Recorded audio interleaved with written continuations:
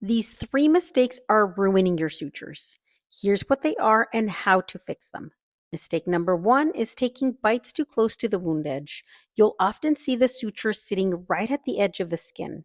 There's very little tissue holding it in place, and this increases the risk of tearing and dehiscence. The fix: take bites about 3 to 5 millimeters from the wound edge, with higher tension or fragile tissue widen to 8 to 10 millimeters. Fragile tissue needs more margin. Mistake number 2 is inconsistent spacing between sutures. You'll see some sutures close together and others far apart. The spacing isn't uniform across the wound. This creates uneven tension and poor edge alignment. The fix: space sutures roughly 5 to 10 millimeters apart.